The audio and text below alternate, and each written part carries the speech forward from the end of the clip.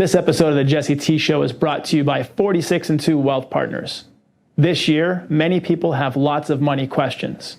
Finding the right information can be tough, and more importantly, finding someone that you like and have confidence in is even tougher. If you'd like to keep more of your money, and more importantly, if you'd like to stop trading time for money and live the life you deserve, contact 46 and 2 Wealth Partners today. Right now, Jesse T Show listeners will receive a free 15-minute phone call that will leave you with at least one idea on how to keep or make more money. Text promo code Jesse T Show to phone number 202-301-4503. Agostino, great to see you, brother. Hey man, always a pleasure to talk to you, my friend. Bro, we've connected pretty fast and quick on some things, and I had the pleasure of coming on your podcast and sharing my journey and talking about what's going on in the world. And did I come on your podcast yet? Yeah.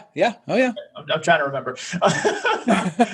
It's been a lot. It's been a lot going on these last few weeks, but we connected there and immediately had a ton of synergy from business to mindset to some things that independently we've overcome, but just kind of that hero's journey. And I thought, I know you're an amazing, badass human being. I wanted to share your journey with a few people that haven't heard it yet. So if you want to just kick it off a little bit and give a little context to who you are, what you do, and how you got here. Absolutely. Well, today I'm a real estate entrepreneur, right? I buy big multifamily assets.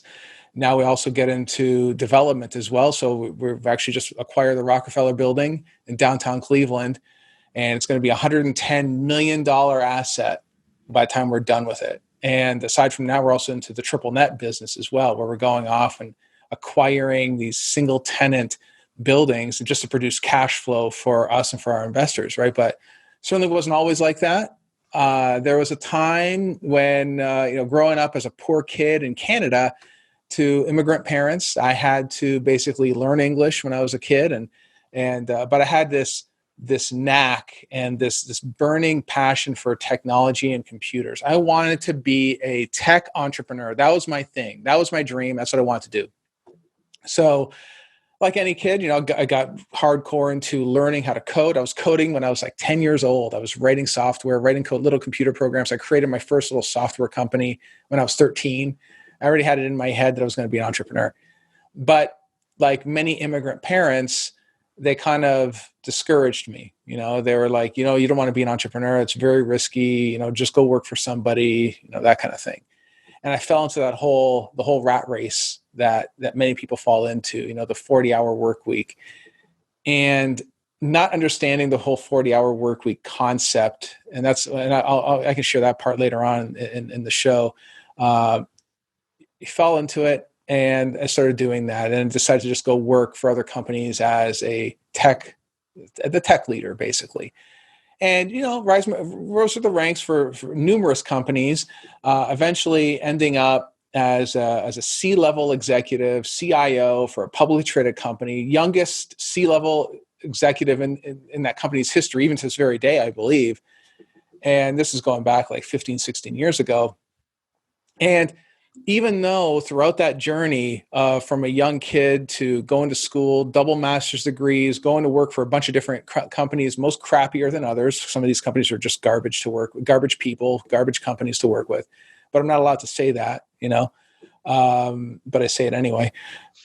I ended up at this company, right? And even though I had wild success, I helped put that company on the map because the technology that I developed and I created with myself and my team, I was always operating in fear all the time. I was always afraid of getting fired all the time, even though there was no risk. I had plenty of stock. I had all that stuff, right? And I decided, I'm going to do some real estate stuff, right? A friend of mine told me about it. He's like, he ought to try doing some single family homes, buying them, renting them out. I'm like, all right. That was my decision-making process, by the way. It's like, yeah, okay, a shrug, sure, okay. Which is a very bad way to make a life-changing decision. For sure. Right? Just shrug and just go ahead and do it. But I did it. That's how I did it.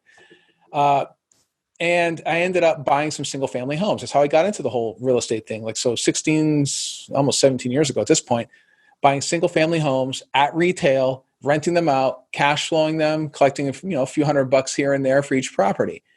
And I built up a nice size portfolio. And the intent was back then even was, if I can buy enough of these single family homes, I don't have to worry about getting fired because then I'll have cash flow coming in. And so keep in mind, even though I was a C-level executive, there was no threat of getting fired. I was always worried about losing my job and losing that security, right? So, I mean, it tells you, I've been an entrepreneur my entire life, because if there's any entrepreneur listening to this right now, the only way to guarantee your security is if you're in control of your own destiny.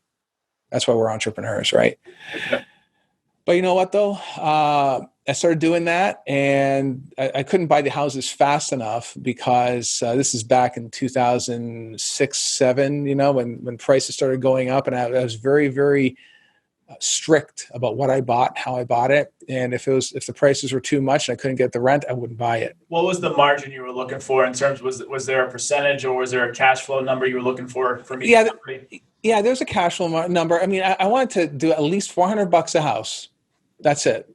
You would buy these houses straight up. So like your first investment property that you bought that you wanted a cash flow, how much did it cost? And did you put down the full amount, or did you mortgage part of it? How'd you do it? No, I always mortgage it. I always mortgaged it out, so no sense in having a bunch of debt equity lying around, right?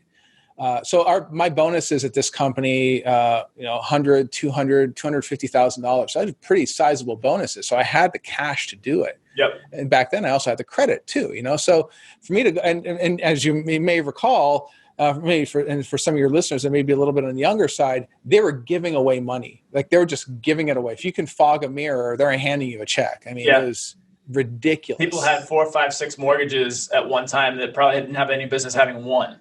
Right. Exactly. They're handing it to everyone. Right. It was nuts. So here I am trying to buy these houses. Like I said, $400 or $500 for each house is what my target was. Yep. And if I couldn't meet it, if I couldn't get it, I wouldn't buy it. I was super, super strict about that. And I also got 30-year fixed mortgages too. So that's another thing that I did at the time that no one else was doing. Back then, they were doing these adjustable rate mortgages and all kinds of high interest rate, interest only, all kinds of nutty things. Where I was doing very, very traditional, because I knew even back then that if the market turns, the last thing I want is the bank to call my loan. Right? Didn't want that.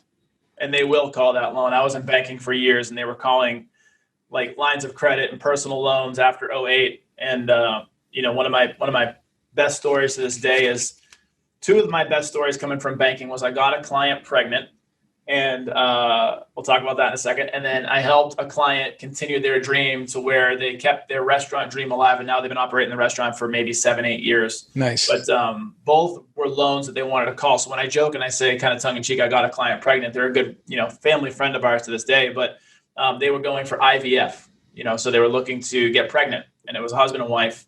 And the bank wanted to call their loan, and just with some kind of, pushing for the clients and going through a couple of different departments. And I was just a banker. Like I had no real pull, but I fought for these people, and they ended up continuing the process, getting the money they needed, and finally getting pregnant, which was amazing.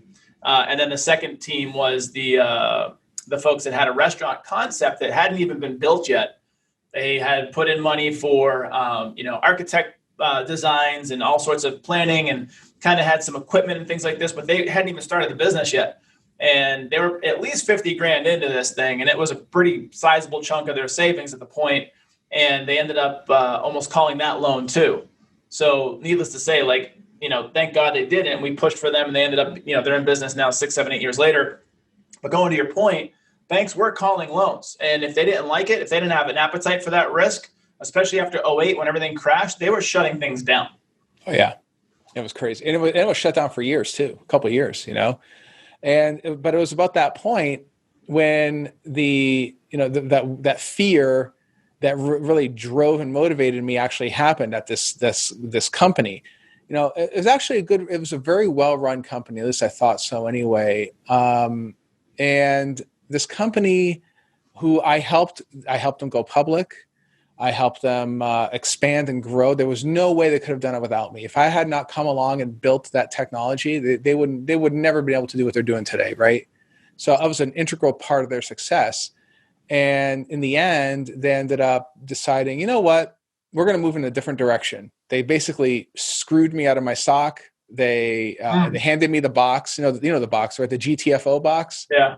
Right. You can say it. Get the fuck out of here. Yeah. Get the fuck out. That's it. You're done. Right. Pack up your shit. Get out. Yeah. And I mean, and here's the thing though, when you tie everyone listening right now, when you tie that job to your personality, it becomes part of you, you know? So it's like, you imagine becoming you're a young C-level executive, and it becomes part of your identity. And all of a sudden they tell you to just get lost. Yeah. I was dumbfounded. First of all, it's like, Did they give you a notice, or they just told you?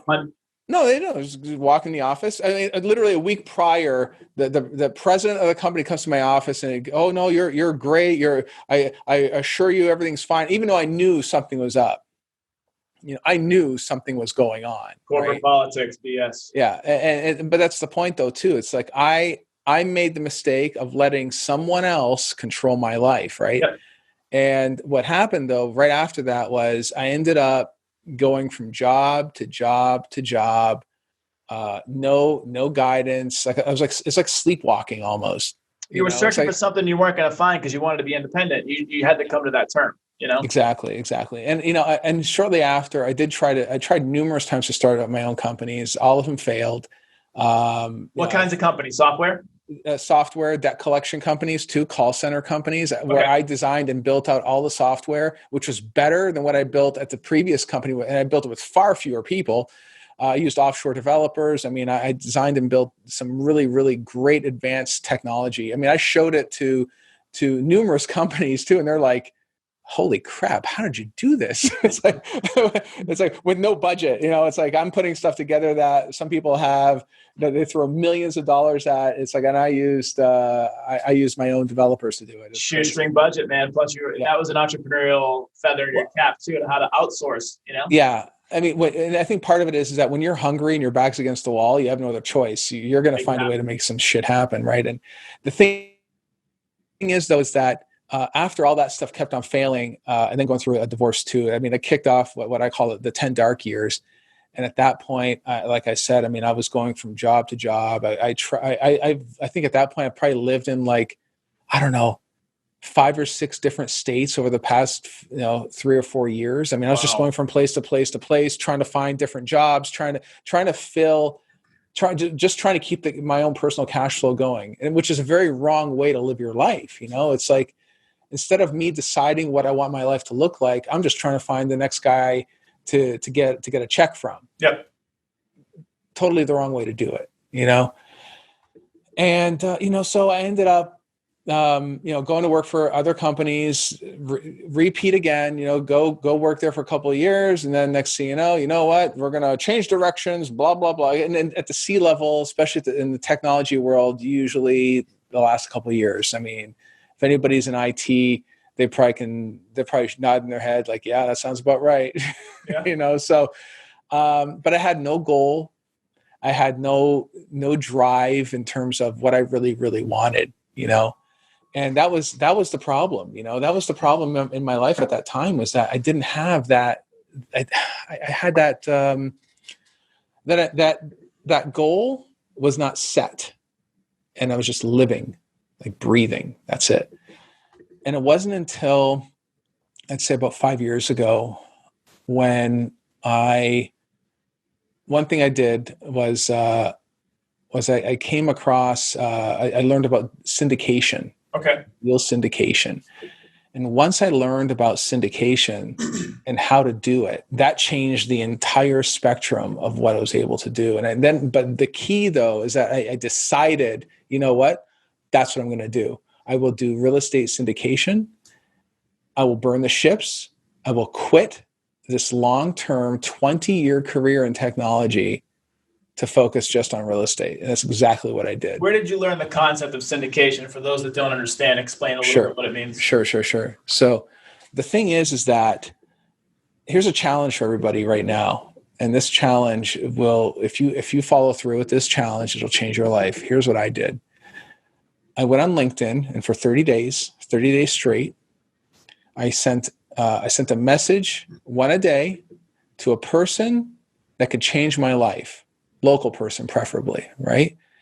And every single day I sent a message to different individuals, right? And I was trying to target like people that were like 10 years ahead of where I wanted to be. So real estate entrepreneurs, real estate brokers, maybe wealthy individuals, things like that.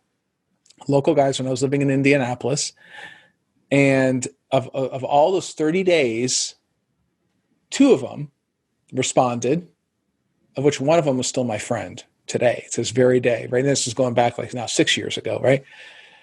And when I got canned from the last job, here I am in Indianapolis, or I think at that point I was in Virginia Beach, and I happened to call this guy up, or he called me. I forget what it was, one of these 2 guys, and he says to me, I asked him, he's a real estate attorney. I said, how do people buy these deals? Like, who owns these buildings? And he says, like, who owns them? He goes, well, people own them. How do they buy it? They syndicate it. And he explained it to me, right? And the thing is, though, if you think back now, had I not reached out to him and taken that challenge, right, of emailing a single person every single day who's 10 years ahead of where you are, invite them out to lunch, take them out for lunch, take them out for dinner, buy them drinks, get them something, buy them a gift. You know, if I hadn't done that, I would never have gotten to where I'm at today. That little thing, right, changed my entire just course ask, of my life. right? It's like the thank you economy as well. I mean, if you can do something nice for someone, that's the power of that. This dates way back thousands of years when you would have 2 empires coming together or 2 different countries. Like you would always see them bring a gift, and it was always. Nowadays you can get really crafty with a gift and get someone with some a Yeti with someone's name on it or something like that. Like you can really get into it. People open right up. Like it's like an olive branch. It just Absolutely. It's like they want to connect with you. It's just a nice thing to do. Jesse, I'll tell you what. One thing I did was the second guy. So there's Sam, there's Todd, right? Todd is the one. He's the real estate attorney that told me about syndication. But Sam was actually one of the first guys I met using this program. And what he did was I just got into improv. I was doing improv at the time, right? Again, my life had no focus, and I spent a lot more time doing leisure. Not that there's anything wrong with improv. I love improv. I just don't have the time anymore now. My life is hyper-focused. I am so hyper-focused on what I do. I don't have time for really extracurricular activities. But back then, a little more leisurely, I was doing improv. And I mentioned it to Sam, and he says, my daughter, she does improv, and she wants to do improv. She's going to go to school for it, yada, yada, yada, or something along those lines. So here I am, lunch. First time I meet the guy. As soon as I get back to the office, I immediately get on Amazon and order a book for his daughter. Right? I sent it to him. I said, hey, give this to your daughter. This is the book that all of the improv masters use. I think she'll get a really good kick out of this book. Ever since I did that, he was like, he was indebted to me. That little thing, a $16 book. Yeah. And it's like, he got me to meet all kinds of super wealthy individuals in Indianapolis. We've been out numerous times. Every time I go to Indiana or Indianapolis, he always invites me over to have a coffee, whatever, just catch up. I mean, it's just that one thing. Just that one little thing, a $16 book. It was a genuine, heartfelt thing that not only touched him, but like it was because it was his daughter, And exactly. So talk a little bit about syndication a little bit. What does that mean? What is that? How do people do it? Yeah, absolutely. Of course. I mean, that's the point. So, syndication is basically the raising of money from other investors to put into a common venture, right? So I use it in the way of real estate, of course, right? But it's used for just about for almost anything. I mean, if you look at movies, for instance, movies are often syndicated, right? It isn't like just one studio, and usually one studio is behind it, but that one studio is raising the money from private investors, usually, yep. Right? Or other corporations for that matter, right? So that's one example, but a lot of different things are syndicated. So in the case of the buildings that we buy, we're usually buying B and C assets, which is, decent size, mainly workforce housing, right? The housing and the apartment buildings that people, everyday folks live and work in, right? We buy those types of assets, and we raise money from investors, and we're all partners in this deal, and we give a return. We usually deliver a quarterly return. And then we plan for a refi, and we're between 3 to 5 years. And when we do that refi, we pull money out, we return at least 60% of whatever they invested in the deal. We return that back to the investors. And then we just cash flow it till the cows come home, or maybe we decide to sell it. Usually we try to sell it in 10 years, but if it's cash flowing and everything is doing great, and, at that point, the investors already got their money out of it, might as well just cash flow it forever, right? So that's a great thing about doing that syndication program, especially with multifamilies, because not only do you have that cash flow, you also have what's called accelerated depreciation, right? So you're able to depreciate it, and because everybody's a partner in the deal, they get to take it on their personal taxes. So it helps offset your income as well. There's so many benefits to doing real estate. I know a little bit about this world on the wealth management side through REITs, real estate investment trust, and then also like limited partnerships and things like this. Are you dealing with either of those when you're putting this syndication together, or is that not necessarily like how these things, like what they're operating through? Yeah, right now we're only doing specific assets and raising money that way. That's it. So for instance, there's a little baby deal that my friend and I just did. It's was it 3 million, something like that, 3.2 million, raised about $1 million from investors. The rest of it came from lenders. Done deal. Easy peasy. That's going to do, I think, I'll probably do like a 13% cash on cash return, maybe at least a 16% IRR. It's going to be a great deal. For my world, internal rate of return, is that IRR? Yeah. So it's pretty good deal. Plus all the tax benefits that come along with it. That does not include all the tax benefits, right? That's a simple cash flowing deal, right? In a good neighborhood, workforce housing. It's going to be great. It's that's typically what we do in those types of assets. When it comes to the triple net business, however, that's where you're talking about setting up a fund, raising money for a fixed rate of return over quarterly distribution. It comes in like clockwork. It's a whole different model, right? Yep. That's not really syndication. I guess it could be, but it's but it's a blind pool, basically, is what that is, right? Almost like a mutual fund in a sense. Sort of, yeah, exactly, yeah. So when you went through your it's almost like the hero's journey, which we talked about before jumping on, the dark night of the soul, but you talked about 10 years, which is your dark period. What was that like for you? What was rock bottom, and how did you come back swinging and get to where you are now? Oh man, I'll tell you. So like I said, without having a reason to be, right? Without having that goal, without having the how should I say, your why defined, yep, you tend to just float, drift, yep, and drift. And that's exactly what I did. I was drifting from company to company, from place to place, interviewing for jobs I didn't want. And when I do end up with some of these companies, they're pretty shitty companies. And you don't align with what you really truly want, because you didn't really define what that was. Yes.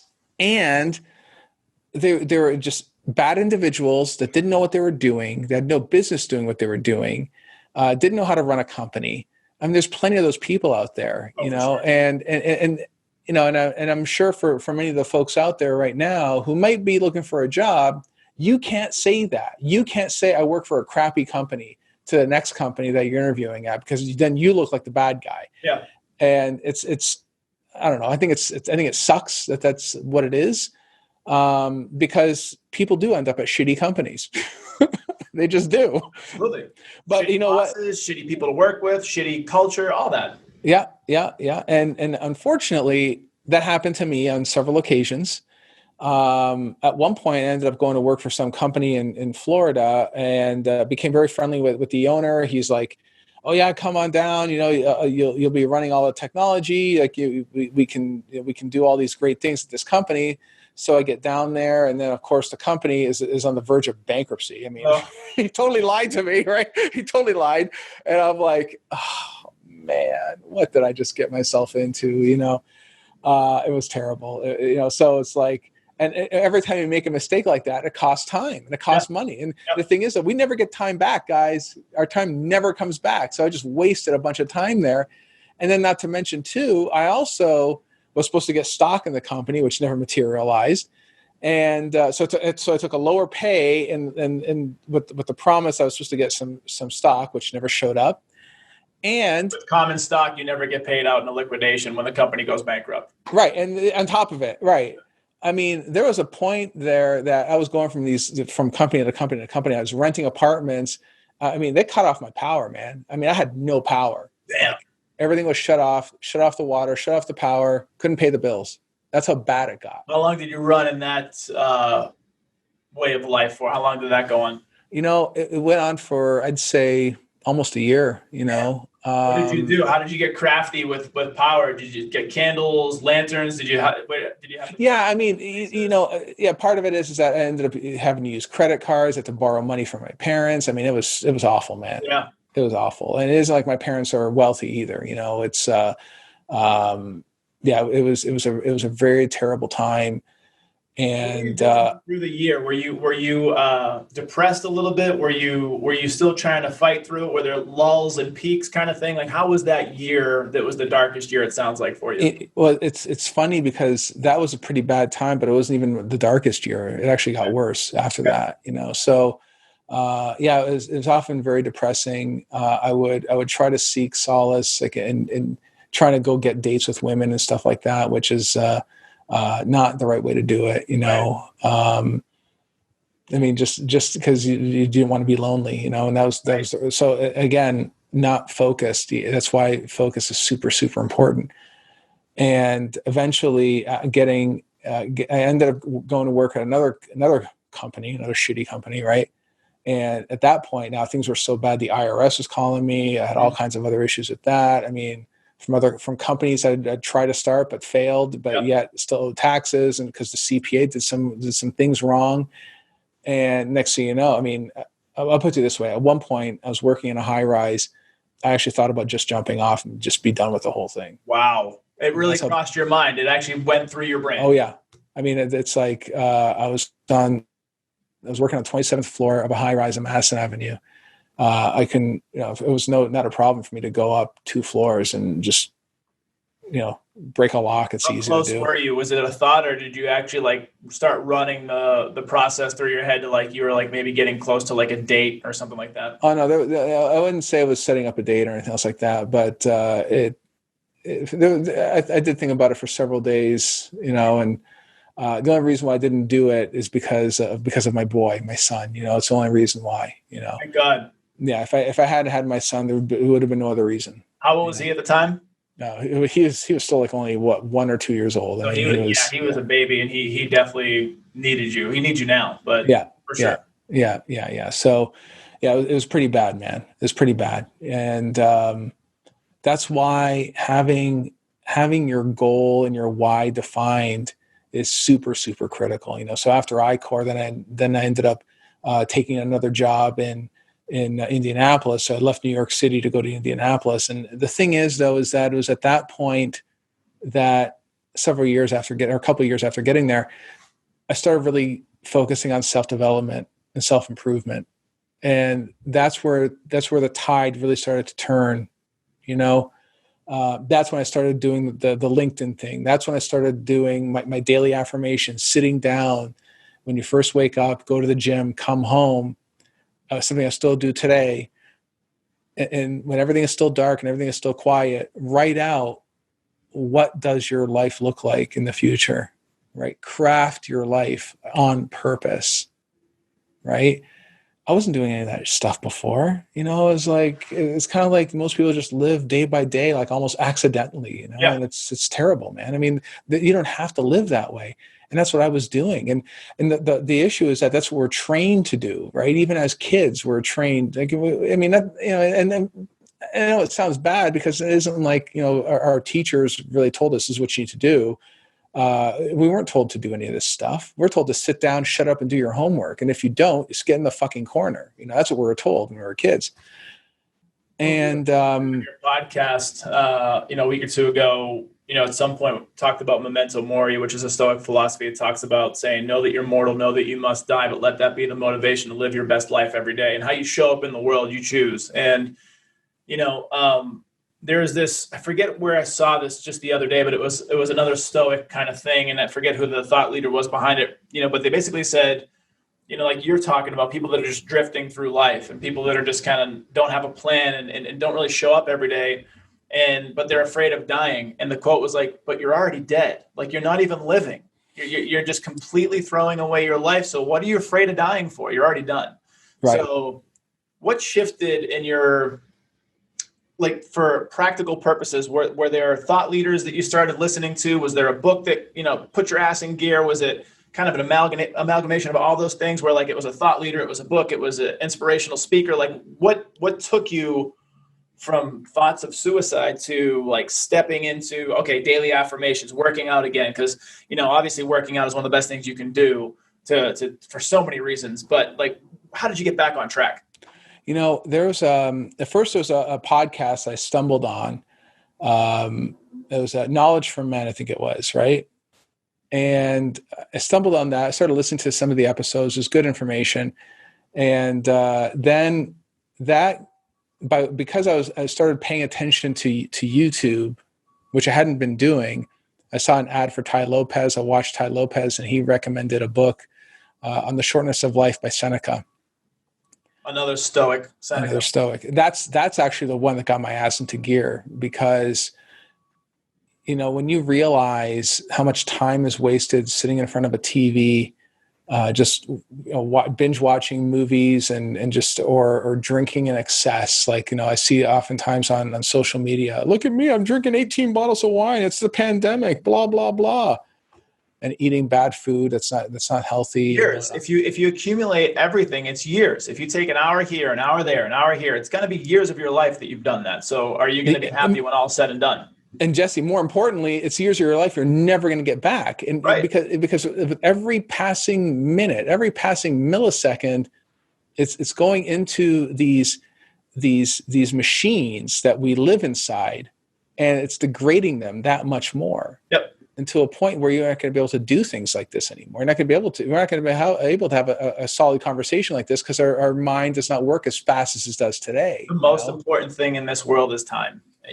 Money's important, and family and faith and all those things are very important. But without time, none of that can even exist. So that's how I've operated my life for the last few years, is when I found out about memento mori. And, because I've held death in my hands a couple of times, I know what death is like, and it's very final, at least in this reality, the next reality, whatever. Our soul's on a journey, and this is kind of the journey it's on right now. But when this one stops, it's over. It's over. So the decisions you make, yes, it's important. Like, live by the 80-20 rule. Like, enjoy yourself, but also bust your ass too. Like, work hard, play hard. You can definitely do both. And if you can lay your head down at night and say, I had a good day, I did my best or close to my best, I left people better than I found them, I had a good day, I'm happy with what I did, that's a good day. Yeah. But you know what though? I mean, I'm telling you, that's when the tide really started shifting, and I really started dedicating my time to building the life that I wanted. Right. That's when I first started about that Stoic stuff. Scared the crap out of me, man. It scared, because at that point I was probably my mid 40s. And I'm like, holy shit. I mean, it's like, if I don't start acting here soon, I'm going to, it's my life is not going to end up the way I want it to be. Life goes by so fast. I'm going to be 39 in a month and a half almost. And it feels like I'm still 18. Like, where the hell did the last 12, 15, 20 years go? Like, what happened? Yeah. Right. And so that's going to happen again in the next 10 years, then eventually you're 80 something. If you're, lucky enough to live up to a longer age, but then you have to look back at your life and hope that there's no regret there. So it's really just about knowing what's important for you. And you talk about your why, you talk about setting goals and chasing those things. And there's even things like, another quote, I think it was from Socrates. He said, what a sin or a terrible thing for a person. They used to use the word citizen back in the day, but for a citizen not to know the strength or the ability of their own body. Yep. Like people that just waste their body and they waste their time. And at the end of the day, when you're 80 something years old and your body's a lot more frail and your mind's a lot more weak and, the time's closing in, you're going to wish you had those days back, and you can't get them back.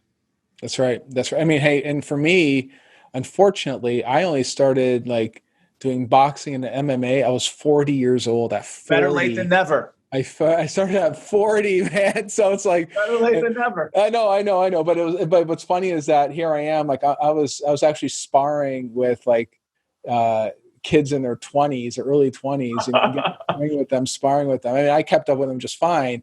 But I guess but you're absolutely right. Better late than never. But it was I decided to devote some time to my physical exercise and well-being, which is absolutely critical. I mean, that helped. That I think is a culmination of a lot of things. I wish I could say just one thing and there we go. No. But I think having the discipline of like a sport like boxing and MMA. I'm not saying everybody go out and do boxing and MMA. I mean, you got to have a knack for it, but something that has discipline, right? And then discovering stoicism, and then discovering some of these other aspects of self-improvement, goal setting, like sitting down and having the discipline to sit down and write out point by point, what does your life look like? Yep. And putting together a vision board. My vision board is sitting right over here. I look at it every single day. I see What's on it? We were talking about casinos in the green room a bit ago, right? Casino hotels. I want to have casino hotels. I have multifamily buildings, tons. It's covered in multifamily buildings, right? Because I need $1 billion in assets under management. That's my goal. I had it set for 10 years, actually. I had put together a whole spreadsheet. Now I got to compress it down to 5 years. I have the island in the South America, with the house overlooking the beach. And when I write that out, by the way, this is how critical this is for your listeners, or if they're going to sit down and do this part. When you're writing out just 2 lines about what your life looks like, I write out that I have a home in South America, and I look outside when I wake up every morning. I see the beach, and I see the water is blue as the sky, and I'm describing it, right? I visualize it. I see it, and I see it happening. I see myself pulling the covers off me, getting up, looking outside, walking around the bed, going out. Like I visualize it. The subconscious does not know the difference. That's right. Right. It doesn't know the difference between the reality, the stream of reality that we're currently experiencing right now, and what it dreams up. And if you make it real, if you make it real, your mind thinks it's real, right? It'll activate your reticular activating system. And when I discovered that, it's funny because I read about it, or I think a movie, The Secret, I think is what it was. Yeah. It sounds like a bunch of foo-foo nonsense. I know. That's what I thought too, And when I saw it happen, I did it, and I was like, holy shit, this actually works. And then I never did it again. Right? It's how Stupid. Because subconsciously we have to train ourselves to get to that point, and coupled and in perfect unison with what you're talking about in terms of goal setting and intention setting and putting yourself in the idea of living in this new reality to get there. The other piece to that is, and I think I heard this from Ed Milet, he was talking about get the feeling that you actually feel from doing that thing and start recreating that feeling, so that, like, let's say it's a house in a neighborhood that you want to go live in. It's a beautiful neighborhood. It's got great schools. It's got wonderful this, that, the other thing. Go drive through the neighborhood, get out, walk around the neighborhood, feel what it feels like to be there. And then you can start stepping into that vibration. Again, I'm into that woo-woo spiritual stuff. So stepping into that vibration where you're actually creating this reality in front of you. And I think that people lose sight of that. People, kind of just like the whole narrative that we've talked about is like people that drift through life, and people that don't actually focus on what they want and then set the intention is important, and having the feeling is more important, but it all comes back to the execution and discipline of doing the work to get there.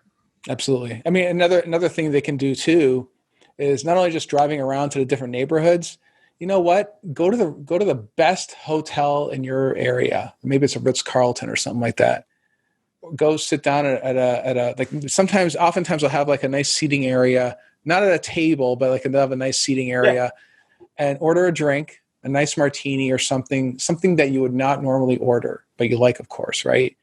And it's going to be expensive, but it's kind of like, it's even better just driving around, put yourself right in there. Yes. As if you're a guest at this hotel, and then picture yourself, I'm a guest in this hotel. The rooms are about $1,000 a night at this hotel. Well, I'm going to go chill out here for a second and enjoy my drink, and I'm going to write out my goals. Like dress nicely, like as if you're an actual guest there. Dress like as best you can. Go there, order a drink, and write out your goals. I've done that. Beautiful. So you mentioned Ty Lopez, and I was loosely connected with him for a while through one of my mentors, who is good buddies with him, and I've hung out with him and Dr. Alex Mayer, and just kind of seen how they operate as human beings. But you talked about before, I think it's the 67 steps. Yeah. Is that what it is? Can you talk a little bit more about the 67 steps and what that is and what that did for you? The 67 steps that Ty Lopez has, I think it was one of his first programs. It came out in 2016. It's almost like an operating system. It's very interesting that he goes through these 67 individual steps, right? And it talks about everything about how people should think about or approach certain things, right? And it isn't like Ty Lopez created all of it. I mean, he did create the course, obviously, but these are not all his ideas. Right. It's a culmination of ideas he's picked up over the years from his own mentors. And I'll tell you, the way I did it, though, was a little different. I did it that I took 67 days, and I listened to day one. I listened to it at least 3 times in that same day, at least 3 times. I'd listen to it, the same thing over and over and over again. Then day 2, same thing. Listen to the second recording over and over and over and over again. Day 3 and all the way to the end. I made it all the way to the end. And I've done this several times now. Wow. That stuff was remarkable. What were some of the things, like, give me like a handful of ideas on the steps, like day 5, day 10, like what are some of the steps? I don't remember the actual steps. It's been a while. It's been a while since I've listened to it, but I will say this. Ty Lopez is known for memorizing these quotes and delivering these quotes at the most opportune times. He has a knack for this, right? And I was having lunch the other day with a big time broker here in the city, here in Cleveland. And I mentioned that we're talking about the state of the current presidential election and how how our nation was really born and how it is today, right? Some people are somewhat lazy, in my opinion. I mean, I know it sounds really cold to say, but it's true, I think. And then I made the comment that nations are born stoic and die Epicurean. That's what Alan Nation once said. And this guy looked at me like, man, you're a pretty bright guy, And I mean, that one thing, it's like, oh, shit. I mean, he got that. But I got that from Ty Lopez. It isn't like, Remember, he got it, it went down the line, It went down the line, right? But the whole point is that that one lesson I learned a lot of lessons from it. That immediately comes back. He says, you have to say stuff that people take notice. Yeah, this is true. And also operating in your truth. Like if it fits and it makes sense, and it can be, you don't want to just be spouting off random quotes. Right. But when it's perfect and you have the information, share it. I mean, that's how the world keeps moving, is the sharing of knowledge and information. Let's talk a little bit about the big, at this point, kind of the Moby Dick that you've captured, and you finally put the harpoons in it, so to speak, with the building. And I guess it's going to be a $110 million asset. And talk a little bit about that venture and that journey and where it started and landing the deal and where it is today. Yeah, absolutely. So once I made that decision to get into multifamily, I started buying and acquiring multifamily assets. Like I said, apartment complexes, things like that. And at first I was kind of scared about it because I was always worried about, how do I raise money? How do I do all that? And I had to really learn how to apply the right skill set of sales and marketing and really self-promotion to convince people to invest with me. And that's exactly what I did. And networking with the right people makes all the difference in the world. And, Yes. and that's what I ended up doing was I ended up going to a networking event, and this friend who's a very good friend of mine introduces me to another guy that has connections to the development community here in Cleveland. And I told him, he tried to convince me about development, and I'm like, no, I don't want to get into development. I don't want to create new stuff, And but then I thought about it. I'm like, you know what? If my immediate reaction is to say no, I ought to take a second look at it, because I was stuck in my comfort zone. Yep. Right. So I said, you know what? Let's talk about it. So he introduced me to some other people, and the actual developers, and these developers are badass company, man. Great people. These people know what they're doing. They own like giant. I mean, when I say they own giant projects of their own, like giant buildings, I am not shitting you. I mean, these guys, just the construction company alone probably owns $500 million worth of stuff easily. Wow. Easily, probably more than that. I mean, if Rockefeller's only 110 million, these guys have way more buildings than that. So I'm like, okay, these people definitely know what they're doing. And they mentioned that this Rockefeller building, John D. Rockefeller built this building here in Cleveland. Most people don't know that he's actually from upstate New York, but he spent a lot of his time and built his fortune here in Cleveland, Ohio. And he ended up putting this building together, and went through several iterations, and now it's kind of like, it didn't look so good. But even though the city's been in a resurgence, this is one of the last buildings that was in dire need of some redevelopment. And but the thing is, though, is that someone else is already vying to buy this property. Okay. And they were going to buy it for like 12.8 million or something like that to acquire the asset. So as I'm driving down the street, like this friend says, so you should go check out the building, go see it. So as I'm driving, I see the building. I was with my friend, my business partner, and I just look at it and I go, dude, we have to get that building. I want that building in my life. I need that building in my life. That was the thing, though, too. That's one of the key differences between success and failure, is that when it becomes a need, like, I gotta have it. I got to have that building. As opposed to, it's okay if it doesn't show up. No. Yeah. For me, I had to have it. So we go in, and we talked. We had the owner there. We had the owner's attorney. We had my business partner. We had the architects. I brought everyone. We want to buy this building. Well, we already have an offer at 12.8.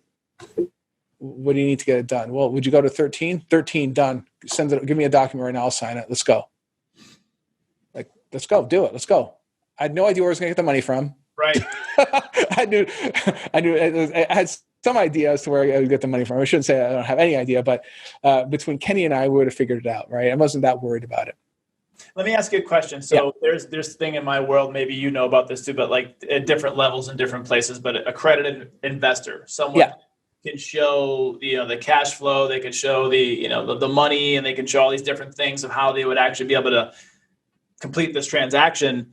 When you just say, I'm ready to sign the DocuSign and get in there because you just had this innate knowledge and this knowing that you wanted it, did they verify at that point that you could actually handle the asset, or were they just like, yeah, come when you're ready and fucking prove it later? It involved a level of salesmanship on my part, right? Number one, and number two, we did send them an LOI. So that they had gotten our LOI. They did research on me. They Google me, they Google my friend, and he's no slouch. I'm no slouch. We had assets, so it wasn't social proof at the very least. Exactly. So it's like, at the time my friend I think he had like 4,000 units. At the time I might've had, 500 or something, so it's kind of like between the both of us. Yeah. The asset acquisition price was only 13 million. It's not that bad. It didn't seem like it was going to be that big of a problem. However, they the other people went to 13.1 and they gave it to them. Ugh. So I was pretty pissed off about that. But fast forward a few months, they couldn't perform, and they came back to us and they said, "Hey, do you want to buy it for 13.1?" I'm like, "Well, okay." So fine. $100,000, yeah. Right. Well, okay, fine. So I guess that's what we're doing. So we did. But I mean, one thing that I did not know is, like, the last party, they were no slouches, right? They knew how to buy buildings. I mean, they were like, I just thought, well, whatever, loser can't perform. Haha, happens all the time. Well, now when you're talking about $13 million deals and up, now you're dealing with a little more complicated individual, right? Sure. And I didn't know this, but at the time, or the past 25 or 30 years that this current owner owned the property, there'd been 100 different groups that tried to buy this thing and they couldn't take it down. Wow. 100. And that was because of a variety of different reasons. They could either, no lender would back them up. They couldn't get the money for whatever reason. The seller was a bit of a I'll just say a very different type of individual. That's all. I'll leave it at that. Right. Difficult to work with. I'll say that too. Very tough to work with. Tough guy to work with. So all these different things were happening. I, of course, had no idea. I just knew I wanted the building. That's it. Right. And there was times, and then all of a sudden, of course, all this coronavirus stuff hits. Right. So to make an already hard deal work to get working, and it's a 50% occupied office building, by the way, right? which we're going to convert to multifamily. That was the actual plan of what we're going to do with it. So needless to say, everything was going okay until the coronavirus thing hit. All the lenders that were going to do the deal all left. They all scattered like roaches. So now we have no lender, and the deal was in jeopardy of getting lost because we had put up at that point about $280,000, something like that, in earnest money. Yeah. That was about to expire. And when it expires, that means that earnest money becomes the sellers. Ooh. It becomes the buyers, or the sellers Yeah. rather. Yeah. Becomes the sellers. And we're like a few days away from that happening. And we had no lender. And we had about $1 million of soft costs, in terms of CPAs and drawings and attorneys and whatever else, right, that we've already paid up. And this is in the middle of all this coronavirus stuff. So what do you do? Do you pack up your 250, put your tail behind your legs and walk away? Or do you double down and take down the deal, right? And I wanted that deal, though. I know that it's a winner, 100%. I know that it's a winner. And I know that if we don't take it down, I'm making the biggest mistake of my life. I knew it to the core of my being. I knew I had to have that deal. So I said to our attorney to let them know. I said, listen, here's what we're going to do. We're going to take this $280,000. You sign this agreement to extend to middle of September. And I think we're like, it would have given us about 90 days, right, to close. If you agree to extend, we will make this money hard, right, to $280,000. And I'll put up another $250,000 and wire it directly to you guys. And we'll add another $100,000 to the purchase price. Wow. All right. Because these guys, I mean, they were ready to walk away. Yeah. They were ready to walk away. They put in a couple sweeteners, so to speak. Yeah. And I mean, so do you think I'm going to get that deal closed? I believe you. You're goddamn right I'm going to close that deal. Goddamn right I'm closing it. So that's what we did. We ended up finding a lender, and we got it done. And I mean, it was, I'm not going to lie, it was tough, man. It was a very, very hard deal. I mean, there's a whole lot of stuff that happened between the time when we signed the contract to the actual closing. A lot of stuff that happened. I'm only giving you the condensed version here for the sake of time, but I'm telling you, it was, there were some days where I was just laying on the couch staring at the ceiling for the entire day. I'm like, oh shit, what am I going to do? Type of scenario, right? But you know what though, man? I have never, ever, ever woken up and said, I miss corporate America. That's never happened ever since all this. It's I'll take my worst day in real estate over my best day in corporate any day of the week. That's beautiful. It's a beautiful realization to know that you'd rather fight and die for your dream, believing in it 150 million% versus fight and die for someone else's dream. Exactly. And freedom and everything that comes with that is just, it's outside of the money, outside of the things you can do through a business. That's what matters too. Yeah. Because now here we're at now, it's like we've owned the asset for about 2.5 months, I think. Right. And now that we wanted to get the election out of the way. And but now that there's some idea as to how this election is going to go, it seems we have to go and now get a construction loan. It's going to be about $85 million for that.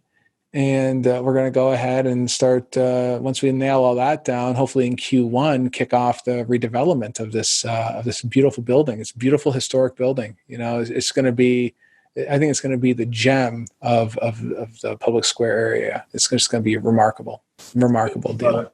So to kind of button that all up, what was the main kind of muse or even what was, let me even say it this way, like what did you learn? Because I know you came close a couple times to where the deal was almost pulled away from you. So what kept you so doggedly in the fight? And then like, what did you learn from that transaction?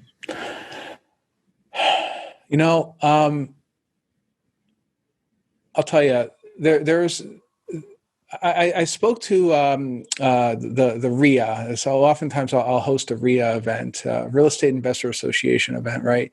Which I suggest that if anybody's into real estate, go ahead, sign up for it. It's a good place to find some good local investors. I would partake in just the networking stuff. I wouldn't partake in some of the other things that they do, for social stuff. Just like use it as a means to get into the game. But one gentleman who was on there, he was looking at a deal, and he said, I think that was a small baby deal. They're asking like $700,000 or $760 or something, and instead of giving him $760, he offers him $740. And I was like, why? Yeah. Did you want it or not? Right. He goes, meh, I guess. I go, if that's your immediate answer is meh, I guess, don't even bother going after the deal. Seriously, if the numbers work at 760, give them their 760. Don't be an idiot about it. Yeah. And that's the point. I decided that I had to have that deal. I wanted that deal, and I would stop at nothing until I get it. Yeah. Right. And when you're attacking something this big that's going to change your life, and that's the thing though too. Another thing that I've started doing now is I'm only going after deals that'll change my life. Because like we talked about earlier, we only go once around this ride, guys. We only get once around the ride. I don't know what happens after this, but damn it, if I'm going to do it, I'm going to go in all the way, right? Let's just make it happen for real. And I knew that deal would change my life, and it has. It has. It's more than just owning a bunch of bricks on a corner. It's more than just that. It's the notoriety. It's the doors that it's opened for me. It's the access it's given me to other individuals that can help continue growing my dreams. And that determination came from that decision that I made, that I had to have that deal. Had to have it. There's I will not take no for an answer. I need to make it happen. Right. I have a couple of other deals that I'm looking at right now. I have to have them. I'm waiting for them to fall apart. And once they do fall apart, because they will not be able to perform, I will get those deals. I will perform, and I will take them both down. I've already decided it's going to happen. Just already put it in the universe, brother. Yep. And that's exactly how you have to approach it. Right. And if I don't want those deals, I'm not going to go after it. As soon as I run the numbers or whatever reason, I don't like the area. I don't get the feeling that I really want to be in it. I want to attack it. I put it out of my mind and never touch it again. Walk away from it. Time is too short to be wasting on dumb shit. That's true. That is so true. Do things that make you happy or that help you or help other people. I mean, like you said, every moment is a gift. Yep. I appreciate your time, brother. He's the amazing, the mighty, the powerful Agostino Pintus. I'm Jesse T. Be sure to catch us on next week's episode of The Jesse T Show.